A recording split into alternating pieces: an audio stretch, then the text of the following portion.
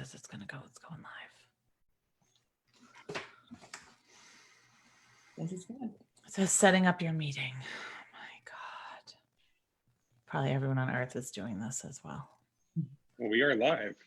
All right. I guess I guess we're live. We are live. Hi. Thank you all so much for being here today on this, if you're in the Northeast, rainy and dreary Friday, but if you are not, like some of the people on this phone call, you're probably in a sunnier location. But let us know where you are, where you're watching, and just make sure you say hi and let us know that you're here. If you have no idea what you're watching and where you are, I'm Julia Campbell, and my co-host for the Nonprofit Social Media Nerds Facebook Live shows is Josh Hirsch, the Director of Mission and Communications at Susan G. Komen, Florida. So we're really happy to have you here today. The reason why we wanted to set up this series of Facebook Lives was, first of all, we are celebrating a huge milestone in the group. We hit 10,000 members. I think it's today. Today. Is it today? This morning. It was this morning. Oh my gosh, I know. So I was with my kids all this morning. I was looking at the membership tick and accepting people in. And I know that we hit 10,000 members, and we're going to find who that 10,000th member is. And we'll do something special for you. We'll send you something special, I promise. But I'm so thrilled that people have found this group useful and helpful and an integral part of their workday, and they've just gotten a lot of value out of it. And that's really all that we wanted when we started it. This Facebook Live series is really meant as a reflection on the sector and its resilience. So it's about where we are now and what we can do right now, but it's also trying to look a little bit into the future. You know, we don't have a crystal ball. There's no roadmap. There's no guidebook for surviving and thriving in a global pandemic that we're in right now. So for me, what I wanted to do was just bring together some of my favorite people, some people that I know are doing really cool and innovative things, and hopefully give you some guidance on how you can adapt to what I'm calling the next normal. I don't know what the new normal is. I don't think the dust is going to settle anytime soon, but what's the new normal, and how can we plant the seeds that are going to help us succeed, or at least, you know, in a little bit of a way. Like, I don't want to say the word thrive, because I think we're still all pretty much not in the thriving stage. We're still in the survival stage right now. But how can we look ahead?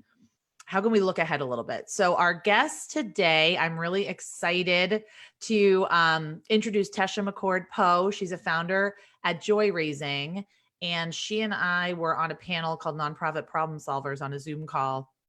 And I'm just thrilled to have her here. And then also Maureen Mikel, who's the event specialist, and Dan Samuels, who's the director of philanthropy at the Second Harvest Food Bank of Central Florida.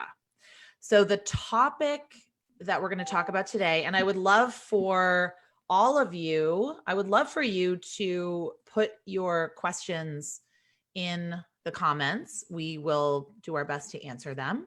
But the topic today is, you know, 1.5 billion people at last count have been asked to stay home.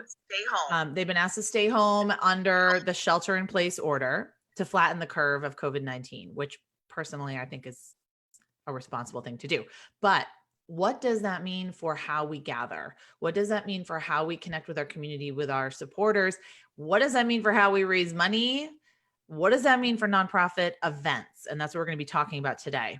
So the first question I have, and I want to keep this as a, you know, casual conversation, but I want to throw it over to Tesha, because I know that she's been involved in creating and hosting a lot of events, and she works with a lot of nonprofits.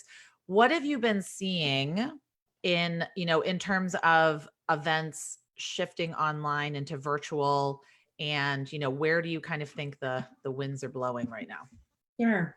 Thank you. It's so great to be here with you all. Thank you for the invitation. Very excited. I wish I could see all the people who are looking back at us, but I know you're there.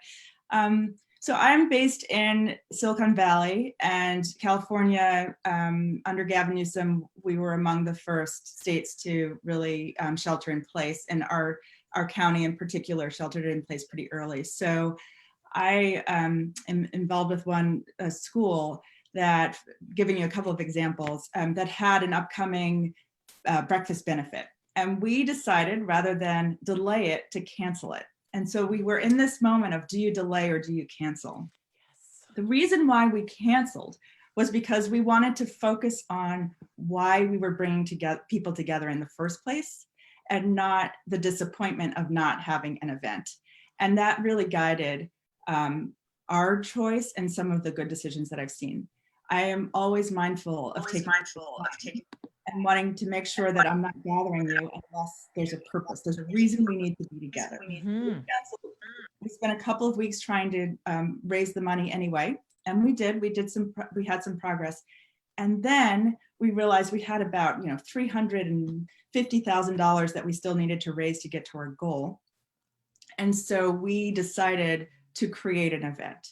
And so what I'm seeing is that when people are having the event because the event is necessary, it's successful. That can help you make decisions, help you invest the resources and the time, help you to be persuasive to your audience, help people get there, and not waste people's time. Even though it may seem like we've got a lot of time, we are zoomed out, and we are under a lot of stress. And we're in the same storm, but in different boats. And so everyone is managing this in a different way. And so we wanted to make sure that we were bringing people together for a purpose, that it wasn't something that we could do with an email or something that we could do with a phone call, but that we needed a community to come together. And we did that quite successfully. I've seen that with in other instances where people are really thinking about, why are we doing this, but also making sure that whatever we do reflects who we are before this pandemic, who we're going to be after it, so that it feels really authentic and it resonates with your community.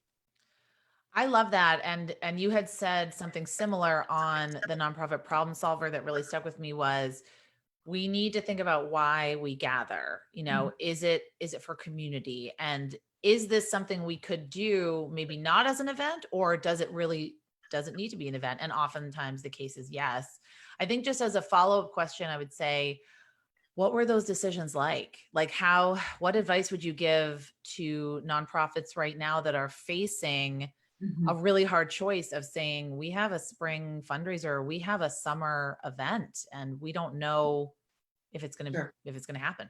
Yeah, I would say for nonprofit professionals, that I always say this: I can't write the $1 million check alone. If I could, that would be a much easier day. Yes. But I'm in this work because I love collaborating with other people.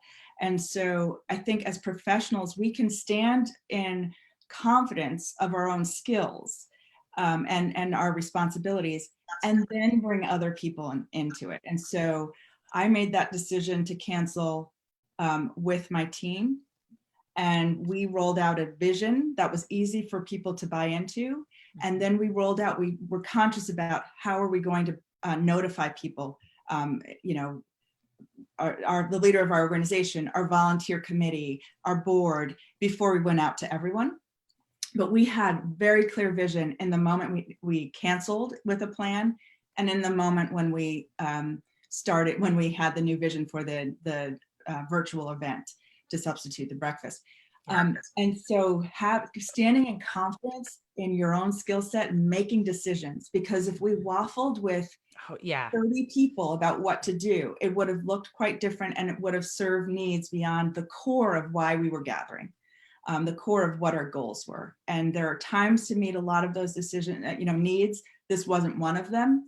And so we certainly got feedback. It was a better decision as we got a better event as we got feedback, but the core and the vision was there before we went out to a larger group. Oh, I love that. So Josh, you've had to struggle with this as well. Can you tell us a little bit about what you've been doing with Susan G. Komen? Wait, we can't hear you. You're muted. Zoom bingo. Who's got the Zoom bingo? Yeah, right. Zoom bingo. Someone's on mute always. That happens 10 times a day. So our event. We had an inaugural walk that was scheduled for March 14th in Orlando, and this was right at the early stages of the mess that was happening. 48 hours before that event, we were in town. We had set up our remote office. We were ready to go and made the difficult decision of having to postpone that event. Obviously, working with the population that we do, you already have a compromised immune system. We had to be very cognizant, and it was not safe for both our attendees as well as our sponsors and the community as a whole to have a mass gathering when, we at the time we didn't really even know how bad this was going to be, and here we are 7 weeks later, and we've been living in these little boxes, and that's what our life is. So we had a need to put closure on that event. We didn't cancel it; we postponed it, and now we realize that there is unfortunately no ability for us to get together in a mass group to walk together, to celebrate the survivorship, to celebrate those that are thriving and still battling the disease. And more importantly, honor our sponsors and create that sense of fellowship and tribe that is so important tied to Susan G. Komen events. So actually tomorrow, we are having our virtual More Than Pink walk. We took our opening ceremony component of it. We produced, and thanks to LGW Media Works for producing incredible video. So we have a 23-minute opening ceremony video that we'll be doing via Facebook Premiere. If you've never used the Facebook Premiere video function, it will take a pre-recorded video as opposed to just natively uploading it. It will treat it then as a live event. So Facebook will then use its little algorithm to say, hey, this video is now live. You're able to engage with people during that live broadcast. Just because I was afraid of having to do a Zoom via Facebook Live tomorrow with this video playing. I didn't want to deal with any technical difficulties. So while we won't be there together, we will be celebrating survivorship tomorrow. More so, we're charging everyone to go out and take 3,040 steps, which will represent the number of women and men who will pass away from breast cancer this year. So, where everyone is seeing an evolution of what do these virtual events look like, whereas ours is not traditional in person, it is still a virtual component. What the Second Harvest Food Bank in Orlando did, I think was really innovative. They too saw the need of having to take a long established event. How many years have you been doing it now, Maureen? This was the 10th anniversary. So that's a big one. We all want to highlight anniversaries. Our race next year in January is the 30th anniversary. And while we're planning for it to be in person, we need to think about how can we create that experience virtually. And I think that, and I hate the word pivot. I mean, we're done using the word pivot. Pivot was the first 2 weeks of COVID-19. Now we're unprecedented. No, I say that like 10 times a day. We're adapting and adopting to our situation. And I think you did a fabulous job of realizing, A, it's a major fundraiser for your organization. So you can't lose that revenue. But more so, you need to be able to still have closure, acknowledge your sponsors so you can, thank, acknowledge, support, but more so raise those much needed dollars to support is it 6 counties that you all work with? Yeah, 6 counties in Central Florida that need those meals. I mean, more so now than ever. So we would love to hear the thought process behind, okay, what were those early conversations saying, we're gonna now need to move this virtual? Sure. So, well, first of all, thank you for the compliments. We appreciate that. We were very happy with how the event turned out, but it was very different for us in the beginning, especially because we were in the middle of still trying to get sponsors for the actual in-person event. And at the point where we found out that we wouldn't be able to host an in-person event due to the CDC guidelines, we had to then reach out to all the sponsors, explain the situation, and ask them to still be involved in the event. With the kind of guideline that this is so important, especially right now. So everybody was really, really nice about it and kept on as a sponsor, which was absolutely incredible. But those funds are so vitally important during this time. At that point, we didn't really know what the effects this would have on the economy. And throughout the past couple of weeks, we've really seen that it has had a huge impact. So we're very glad and very fortunate and thankful to them. But we also reached out to our guests who had already purchased tickets. We probably had sold about half of our tickets already leading up to that date. We tend to see that in the last 4 weeks. That's when most of our ticket sales happen. So a good majority of the folks that would come hadn't already gotten their ticket. But even after we made the announcement, we did have a couple people make a donation as if they were purchasing a ticket. Because that's what we announced in our announcement. We asked our guests to consider their ticket price a donation to Second Harvest, since these funds were so imperative during this Did time. anyone Amazing. bucket the situation saying, I want a refund from our ticket price? Yes, they did. And we included that in our disclaimer as we announced that, the event is now going virtual. It's still happening, but it'll look a lot different. We would appreciate it if you would consider allowing Second Harvest to use your ticket price as a donation. However, if you would like a refund, we're more than happy to do so. Because some people that had purchased tickets may have been furloughed or laid off. We don't know their financial situation. They might need that money back. So of course, don't want to hold their funds or things that they might need. We were happy to give them the refund back if they needed it. I love that. I love the idea of really leading from compassion. And Dan, I'll let you chime in here, but really just saying this is a vital event that we need to raise money, that we count on and that we've counted on. And this is what the funds are going to, and, giving people the agency to make that decision. I think that's great. Yeah, I just want to echo what Tesha said about intentionality with your communications.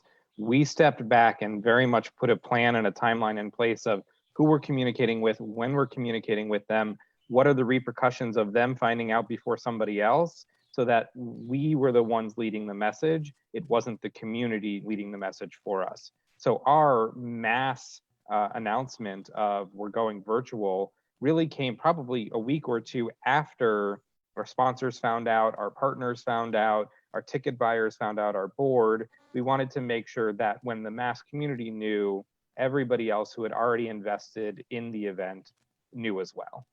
Okay. That's one of the things good things about making a decision sooner rather than later. We initially canceled before there was the mandated shelter in place, but they were making the level of gathering smaller and smaller. So then we could have control over the message, as you're saying. It wasn't put upon us. I love that because, and Josh knows the story, and I'm not going to call out the organization, but right around March 10th, I was supposed to get on a plane to go to a conference, and I was feeling very uncomfortable getting on that plane to go to this particular place. And the conference organizers were really not very compassionate and said that I was overreacting and that this particular place did not have any COVID cases and they were not going to offer refunds. And it was not my favorite experience. And they sent an email out. I saw the email that they sent to everyone that was going to the event that said, we're having this event no matter what. But sure enough, it ended up being canceled. But I think either, like you said, making that decision and saying, okay, we're either going to cancel it or we're going to take it virtual. And that's what we're doing. Doesn't matter if all of a sudden the skies part and everything is lifted, but this is the decision that we are going to make. This is kind of where we're going to go. So I think my next question is, and I'll ask it to you, Tessa, what are some pitfalls that organizations can fall into? And what are some kind of challenges that you have seen in your work, and what are, some strategies to avoid those? With the events, I think if you are trying to present the event as if it's equivalent to what you were gonna do, that creates an expectation that you're probably not gonna meet. So for example, instead of saying this is the replacement for the 500-person breakfast that we were gonna do, we said, we made it on the date of a planned evening parent meeting. So the parent association meetings are usually in the morning. We did this in the evening, and then once a year they're in the evening. So we made it on that date. That usually happens in the library of the school and usually gets about 30 parents. What we did with the virtual event got 300 people. So rather than comparing it to the breakfast of 500, we compared it to the parent meeting of 300. We had more than just current parents, and so we really framed it in a different way. So I think framing is important, and you can get into pitfalls in the framing. I think also if you spend too much time trying to do something that you actually are not expert in, which is producing a live virtual event, and get caught up in the bells and whistles of that, you run the risk of presenting something that doesn't feel like it doesn't reflect your actual intention or your hard effort. Absolutely. And so it's not that you're lowering expectations, but you're shifting the expectations, and so I think that can be a big challenge. We are all, strapped, right? And so we're having to figure out how to do things differently. Got lots of people who have now become homeschoolers, or, I have parents who are in Chicago. I'm in California. I'm, really trying to, help support them, mostly out of my own concern rather than what they really need from me. But, so we all have a lot going on. And so I think if we get distracted by things that are not actually core to why you're doing it or helpful to what you're trying to accomplish, we can fall into that. And I think we do that if we're looking at what was, rather than what is right now, who's facing it. I love that. We need to stop lamenting what was. Like we do need to take the time to grieve. And I do think we're going through, I think there's now a 7th stage of grief added to the 6 or 5 stages of grief, but we are all on the path of grief, like grieving for things that were. Josh, I know you were saying you had a question for Dan, right. And Maureen. So you want to add to anything? Well, I want to jump in because I want to go back to, when we think of an event and when we think of those fundraising activities at the event, mainly your silent auction, your live auction, and your call to heart. Ticket sales are great, sponsor dollars are great, but, revenue generating activities at the event and going to a virtual event, I'm sure there were additional, not just from a technical standpoint, but like from an operational standpoint, how you were going to accomplish that. So I'd love for Dan and Maureen to weigh in on that. Sure. Wait, so go ahead, Dan. So I was just going to say, and it was my same answer to the pitfall question. Most of the money we raised wasn't raised during our live event. And I think that was one of our biggest keys to success. Our virtual event, if you will, was a week-long event. It was, we actually launched our silent auction 2 weeks before, along with our virtual event announcement. And then the week of, we asked people to register for free, so they got our emails, and it was daily emails with content about different revenue enhancers, different ways that they can engage on social media, whether it be our shoe contest or our chance drawings. And most of the content wasn't produced by us, at least the video content. Most of it was done using iPhones from our committee chairs and was just spliced together using basic computer software. I couldn't even tell you what software our graphic designer used, just to make it feel personal and live, but intentionally low tech. I love that. Well, I want to see an example of the video.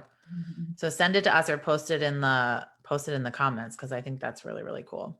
Did you want to get to some questions, or did you have something, Josh? Well, I think before you jump in there, Maureen, I think Dan hit a very important thing. It didn't look highly produced. It was low tech. It felt organic. There is a time and a need for, like the video that we're showing tomorrow. It's a 23-minute, high produced, opening ceremonies of the Olympics kind of thing. Exactly. Whereas, Dan and Maureen had a very much more authentic, active event where you could engage with during the time, as it was a fundraiser. So there's, and then not just even from a virtual standpoint, there's a time for highly produced video and there's a time for shooting it on your iPhone. We're, especially now, we have to be understanding of, what are our capabilities at home. Obviously, I'm working outside. And we're limited with what we can do. Tesha is sitting there in a gorgeous field herself, I can tell, and Dan sitting in his new home. So it's a chance for us to still carry forward the mission of our organizations, because when it comes down to it, we don't want to stray. We don't want to mission creep. You got to stay mission focused from your content. But how are you going to deliver that content? Right now, we're doing it through Facebook Live via Zoom. Dan and Maureen were able to produce a in-person while you're at home fundraiser. Maureen, is there any, if there's one thing that you learned from your experience of doing this, what would you recommend to others that they might not think about?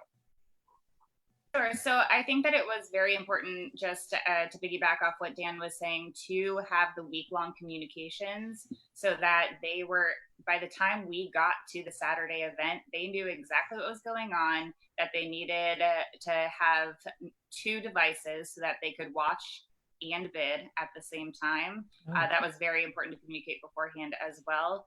And then also just securing those gifts beforehand would be my advice as well. Dan kind of touched on this, but we had about a little more than a fourth of our open ask already secured before we went into that Saturday event, because you don't know what's going to happen with technology. If you're going to catch those gifts coming through, we wanted to make sure to honor our large donors that gave. And we actually had 2 donors that each gave us $5,000 to utilize as a match leading up to that open ask. So that was really helpful to start off that open ask instead of just sitting there as the open ask starts on that Facebook Live would be a little daunting. And that's a piece of advice I have for any organization that's doing a call to heart at their event. Try to get, pre-confirmed gifts. That way, and at whatever level, it may be at the top level you're starting at, or it might be like one of your mid levels.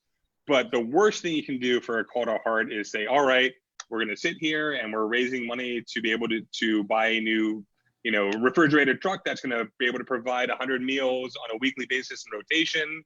And you put out, all right, who's going to give us $5,000? And it's crickets. Like, that's the worst thing you can do. So it was really smart of you to have those pre-confirmed gifts ahead of time. Also, as you mentioned, the communications leading up to the event. So for our virtual opening ceremony tomorrow, we've had 4 email touches over the past week. We've had a multitude of social touches. Tomorrow, I have all kinds of social content queued up for in the event itself, mainly, once again, acknowledging our sponsors, because while they're not in person, they can't do the activation that they had planned. We still need to be able to say thank you for the work and the commitment that you have done, not just for this event, but for the women and men battling breast cancer in Florida. Yeah, so I have a question. I am really excited that we've spent about half an hour talking about purpose and intentionality and messaging and audience, but I would love to know some of your favorite platforms. So maybe Tesha, you could go first. We'll do like a round robin, because that's always a question I get, like what platforms for auctions, for live streaming, for engagement, what should we be thinking about? Yeah, well, I've only done it through Zoom so far. I've participated in other platforms, but it was important for us not to try to become experts on something that we haven't used. We also wanted to make sure so use what you know. Okay. Use what you know, and also what your people know. And so for our size and for the level of production we were doing, it was fine. But I know that there are other things out there. I'm really curious to hear some responses to it. Yeah. What did you use, Maureen, for your events? For your one event that we're discussing? Yeah. We use Zoom and Facebook Live. The same boat. How did you do with the auction? So our digital marketing team, we have this wonderful colleague that's really good at HTML. So she was actually live inputting those so that we could have a thermometer and the scrolling names, so that we didn't have to purchase a software platform to use for that, since the one that we typically use didn't offer that. But we thought it was really important to honor those donors that were coming through the open ask. So she created that for us. Well, and that kind of leads me to that question, Josh, that if Dan, do you want to add something? I was just going to share, you mentioned the auction specifically. Yes. So we had already planned to use Greater Giving for our auction software. So we continued to use that for the silent auction. But as Maureen said, we got creative with our live ask or our bid for the heart piece of it. Interesting. Yeah, Josh, I want to go to that question. Right. So Kristen, I think it applies. Yes, Kristen in the group had a question. She's planning a very similar event for where she works, but if people don't have Facebook or on social media, we were thinking of still doing something with Zoom for people to log in. Do you feel you sacrifice more engagement by just being on social media? So Maureen, Dan, do you want to weigh in on how you've been, did you think about how others that weren't on Facebook might be able to participate, but also have you repurposed this content in any way? Sure. So First off, we've had an audience tied to this event following us on Facebook for many, many years. And so we already knew we had a captive group there. And the link I'll post afterwards on Facebook is going to be to that page where you can see all of the videos and all the content we put out during that week. But we did intentionally repurpose content throughout the week and even after. So for instance, we always make a really heavily produced ask video, a testimonial video, if you will, as I know a lot of us do for our major events. We sent that testimonial video out via email so that you could watch it even if you weren't following on social media. We sent that the Monday that we launched our open event, our live event. We sent that the Saturday of our actual event as well. And I believe it was, we sent a different video the Saturday of that open event, which was last year's video saying, you may have seen this video of Judy last year. Stay tuned to watch Michelet live on Facebook this year for this event. So we actually repurposed even last year's content to try to pull even more people in. Wonderful. We also had those videos living on not only our website for our organization, but the website specific for the event too. So it was out on all the platforms. To engage, you did have to be on Facebook Live, but for feedback from guests, I got one email from a lady that said that she didn't have Facebook, but her friend gave her her login and she was able to watch. So that was the only one.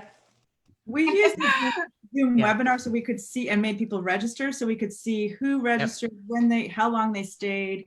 And then we sent out the video afterwards and had, another 150 people who we know. And so we will follow up and, with those folks as well. So knowing who was there is really helpful. Yep. I love that. What do you think, Josh? I'm just laughing because I just got a message from Heather Corey commenting on my luscious hair. Hi, Heather. And also hi, Kristen. Yes. Yeah, it's so out of control right now, Heather. Thanks for that one. We're going on like 3 months of no haircut. And by the time I'm done, I'm going to have that COVID bun. So look out, folks. Oh, the bun, the man bun. I'm going to be all man bunning. The question is, how can we do these Facebook Live or these live virtual events and still generate revenue? And once again, Facebook does everything right, and they innovate and they're thinking ahead. I'm not sure if any of you saw last week Mark's release. There's a lot of changes that are coming to Facebook Messenger platform. They're launching Messenger Rooms, which is, we won't have to live here in Zoom. You won't even have to be on Facebook. You'll be able to get, yes, Heather, it's luscious hair. Thank you. Heather. But with this new Messenger Rooms, you don't have to be on social. You don't have to be anywhere. You just get a link. You'll be able to jump in a time unrestricted video chat for up to 50 people. But also they're creating a way to have ticketed events via live for content creators. So you can pay. You have to pay. Exactly. So for like what Dan and Maureen had done, you could have in theory charged a ticket to participate in that broadcast. I came across another platform the other day called Give Butter that will allow you to charge. And I think that these are new platforms that are evolving. Everyone is doing the virtual conference webinar, back to back to back. Great content. It's a lot of noise right now to try to cut through. I think it's difficult to make yourself stand apart. But Heather had a really interesting question. Any tips for a canceled golf event? You can't have it. Sorry. Well, no, because on that last call last week, someone talked about it. And was that you who talked about it or someone else? The golf event? Yeah. No, because I would just, first of all, I would never have commented on that because I have organized golf events and I have like post-traumatic stress from organizing golf events. But my sister asked me this week, and it must have been someone else. So she works for the Blackhawks, the NHL team. And so they have a golf event that's big. And so she said, what do you do? And so the suggestion was that you still create the foursomes and you create kind of the virtual groups in those foursomes. And they have their players who are not playing right now. So part of the draw, because I asked, what is the draw? And it's like access to players.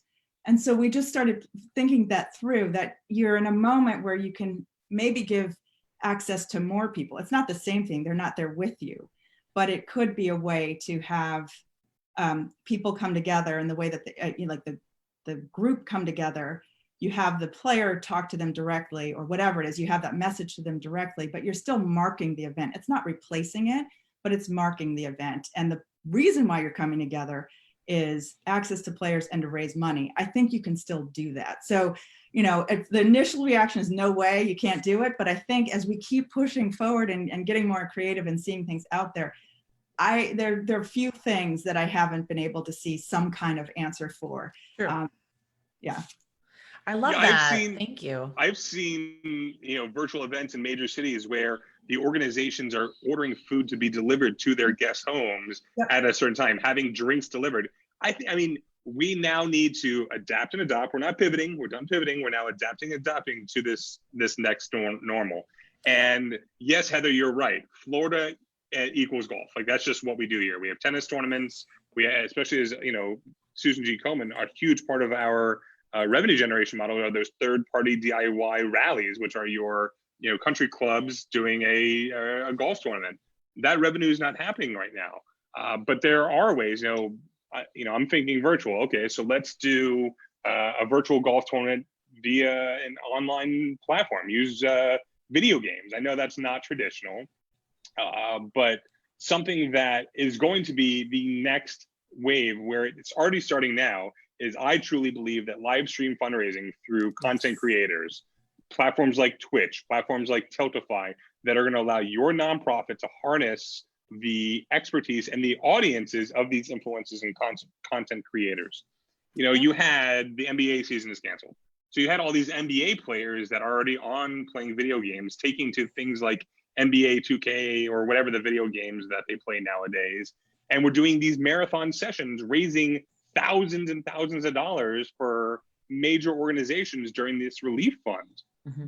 I believe, and I've been saying it for some time now, that live stream fundraising, and I'm going to say it again, live stream fundraising, via content creators, is the next wave. We're home. We can't all do events like Dan and Maureen and Tesha. The golf tournament that Heather had planned is going to be difficult. But having ways to still tap into your audience, to still stay mission focused and generate those revenues, live stream fundraising is a great way to do it. And I see Patty Lynch's content. She's planning on sending snack boxes ahead of time to their events. So Patty, I want to talk to you. By the way, Patty's one of my best friends since like 5th grade. So well, it's rubbing off because Patty is smart. How can you Patty's amazing. Keep those guests engaged? Dan, I want to address. Wait, we got a few minutes left. Sorry. I want to address what's next, because that's what it is. Is that what you were going to talk about? What Lisa wrote when she said, "What are we seeing for 2021?"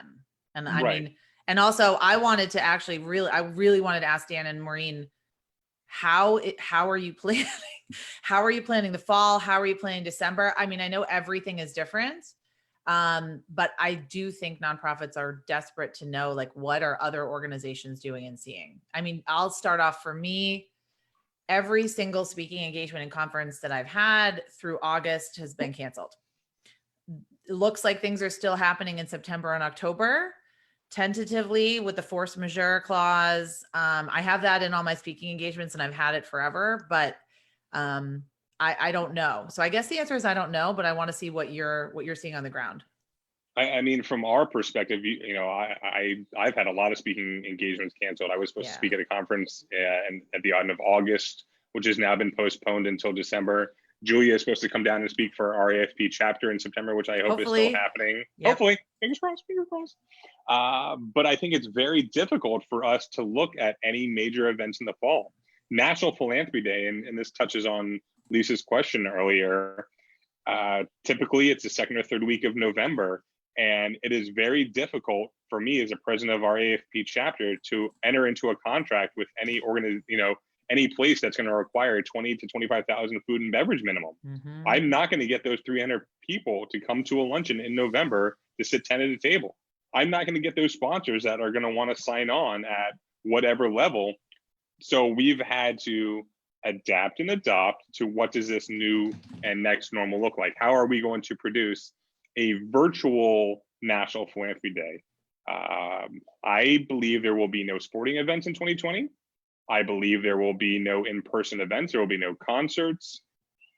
Is school going to happen in the fall? I don't think kids will be back in classrooms in the fall. I think our next or whatever normal is going to look like this right now, living in boxes, figuring out how we can continue to provide the mission focused content that our audience needs, but also our clients, and make sure that first and foremost, we're serving our clients. I hope I'm wrong. Listen, I may be the, I hope, yeah, we'll see. negative What do you Nancy. think? What do you think, Dan and Maureen? And then we'll throw it to Tesha for her thoughts, and then we'll wrap it up. I think honestly, we're at the point where we don't really know what our future events are going to look like, and we're having to take it week by week and just see where we end up. So for every parent out there, Josh, I really hope you are wrong. And I am not a parent, and I'm still hopeful. We're actually having this conversation right now, and Maureen and I even started down this path yesterday when we were talking. In the fall, we typically have a 2,500 person event that is all based around food and hotel restaurants coming together to serve food at this event. So the reality is these hotels may not even be open again by the time this event is supposed to happen. And if they are, do they really have the capacity to dole out thousands of dollars worth of food for free and do a separate setup and pay all their staff? And can we even bring 2,500 people together? And the answer to all of that is not very likely. And so exactly what that holds, Julia, we haven't fully figured that out yet. We've had conversations about whether we're just kind of driving our sponsors and attendees to help the organizations in what they're doing right now, because that event is a joint event with the local coalition for the homeless. And so both very critical missions right now. This may be a year that we go for that non-event event model and try that as a one-off, or this may be one we just have to fully cancel. And all of those things we have started to talk about and haven't fully decided on yet. Wow. All right. What is Silicon Valley seeing? Well, Similar. I'm a mother of a high school senior, so today's college decision day, and you can imagine the kind of conversations that we're having. And so it's not just can you have it, but is it responsible to have it? And this is what I keep telling her, is it's not forever. This is for right now. And so I think if we can double down on our mission and the why and keep those who love us most very close, maybe you're doing smaller events. What we saw is that, the people who really want to make sure that organizations thrive will step up. And so we focus on that for now. And not, not ache over what we don't have, but look at really double down on why we're doing what we're doing. The mission of everything that we're doing still matters. And so, I saw a review of like a national landscape of how donors are feeling. And most donors want to give what they gave before, if they can. They're not looking for new organizations to give to unless they are COVID response related. And so if they were with you before, they will be with you again as long as you're communicating with them. It might not be in the same way. And that's what we're all learning that lesson together. But I think that we will be back together again. It's going to be magnificent when we are. I think we're all going to appreciate it in a new way. But we've got to let go of what we did last year and for the last 10 years for right now and be creative. Yeah. I love that. And thank you. And we're right at our time when we need to end. I really wouldn't even add anything. I mean, I would echo everything that all of the fabulous guests have said. I think that the issue for planners, like we're all planners, we have our communications calendars, we have our event schedules, we have our fundraising appeals that need to go out. The issue is that we really can't see beyond the next week. Now, do you remember a few weeks ago when we were literally hour to hour, things were changing? I think we're past hour to hour. Now we're maybe even past day to day, but we still are kind of at day to day. But just to understand that, the way that we worked before with our 1 year communication calendars and our little our tabs and our color coded blocks of time, it's going to be a little bit disrupted for a little while. But I want to thank all of the fabulous guests, thank you so much for your time. Thanks for everyone for watching. We're going to put links in the caption and in the comments if you want more information about Tesha and her company, if you want more information about the food bank, more information about Susan G. Komen and their events. We'll put all of that information in there. And next week at noon, we are really excited about this one. We have, I don't even know what to call him, fundraising guru and superstar and kind of an insane person, Tom Ahern, who's going to talk about the future of fundraising and what he's seeing. And then also our friend Nick Byrne, who works at Give Panel, who is an expert on Facebook and social fundraising. So we'll have the more traditional point of view and the more social media, digital fundraising point of view for you. So that's next week at noon. And thank you all. Thank you all so much for coming. And we'll catch you at the next one. Bye. Bye.